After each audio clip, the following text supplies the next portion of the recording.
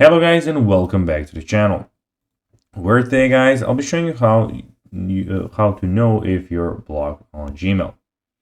So guys, the first thing that you of course need to do is go to Google and of course go to the top right corner and go and click on Gmail as I did now. Now what you need to go and do is to of course know how somebody blocked you on Gmail. Well, if you suspect someone has blocked you, try sending an email from another account. If they respond to that one, but not to your primary email, it's possible your original account is blocked.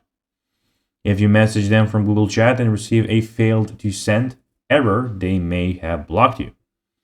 Of course, check the spam folder theory. So blocked emails often go straight to the reception spam folder, meaning they might not seen them.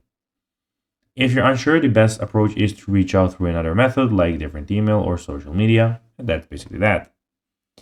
So guys, that will be everything for this video. I hope that you found this video informative and entertaining, guys. If you did, don't forget to like this video, share it, subscribe to the channel, and put the notifications on, as guys, this really helps us grow our channel.